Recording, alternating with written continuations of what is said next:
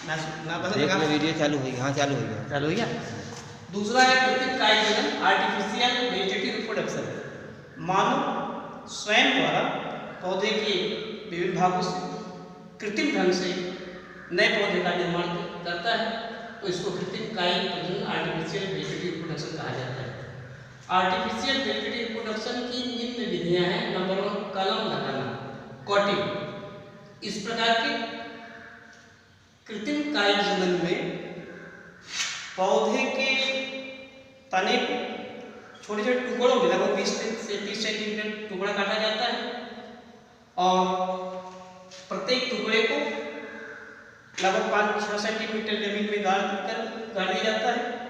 कुछ दिनों के बाद भूमिगत भाग से जड़ निकल आती है और इससे फिर नए पौधे का निर्माण होता है। इसी को कलम लगाना, कटिंग बोला जाता है। जैसे गुलाब में, गुड़हल में, गन्ना, क्रोटन, नींबू, अंगूर आदि में कटिंग द्वारा नए पौधे का निर्माण होता है। नंबर 2, रोपण, ग्रेफ्टिंग। यह भी कृत्रिम कायजनन की एक विधि है। ऐसे विधि में 2 प्रकार के पौधे का इस्तेमाल करते हैं। एक पौधा घटिया नस्ल वाला होता है और दूसरा उच्च क्वालिटी का होता है।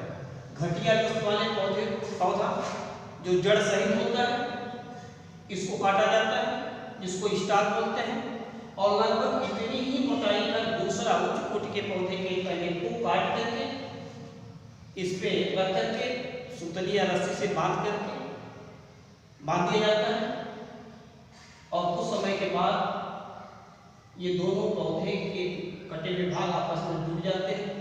तो उच्च क्वालिटी का जो पौधा बना रहा उसको सियान और घटिया नस्ल वाले को स्टाक बोलते हैं। ये स्टाक और सियान आपस में जुड़ करके नए पौधे का निर्माण करते हैं। तो जो भी फल आता है सियान वाले भाग में आता है जो उच्च कोटि का होता है।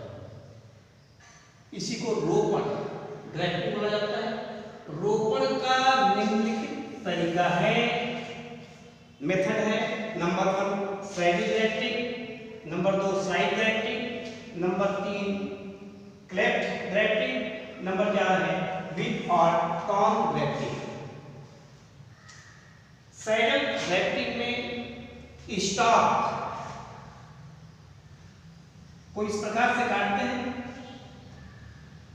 दोनों तरफ इसको नुकीला बनाते हैं और जो सियान होता है उसमें गर्त बनाते हैं ताकि सियान के गर्त में स्टॉक का नुकीला भाग फिट हो जाए और बाद रस्सी या सुतली से बांध कर कपड़ा भिगो करके रख देते हैं। कुछ समय के बाद, कुछ दिनों के बाद ये आपस में जुड़ करके नए पौधे का निर्माण होता है। इसको सैडल ग्रेफ्टिंग कहा जाता है। दूसरा है साइड ग्रेफ्टिंग। इस प्रकार के ग्रेफ्टिंग में स्टॉक को एक साइड में इस प्रकार काटते हैं कि सियान इसमें फिट हो जाए और रस्सी या सुतली से बांध दिया जाता है। कुछ दिनों के बाद ये सियान स्टॉक से पूरी तरह से जुड़ करके नए पौधे का निर्माण करता है। तीसरा है क्लेफ्ट ग्रेफ्टिंग।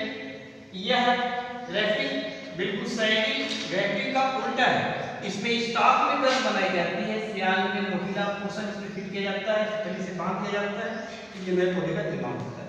व्हीप और टॉन्ग ग्रेफ्टिंग में यह भी एक प्रकार का कृत्रिम रोपण है। तो ये रहा ग्रेफ्टिंग। तीसरा है कृत्रिम कायजनन का शाखा बंधन, इनॉर्चिंग। इस प्रकार के रोपण में यह भी एक प्रकार का रूपांतरित रोपण है। रोपण का रूपांतरित विधि है। इसमें 2 कमजोर पौधे जो एक दूसरे के करीब होते हैं, एक स्टॉक का काम करता है, दूसरा सियान का काम करता है, दोनों के तने को झुका करके उसी साइड से हल्का सा काटते हैं और दोनों को फिर आपस में जोड़ करके सुतली या रस्सी से बांध देते हैं। कुछ दिनों के बाद स्टॉक को ऊपर से काटते हैं और सियान वाले पौधे को निचले भाग से काट देते हैं ताकि ये स्टॉक सियान से जुड़ करके नए पौधे का निर्माण करता है। इसको इनॉर्चिंग बोला जाता है। अगला है दाब लगाना, लेयरिंग। इस प्रकार के कृत्रिम कायजनन में पौधे का मुलायम तना जो जमीन की सतह से लटका रहता है उसको झुकाकर मिट्टी से दबा दिया जाता है।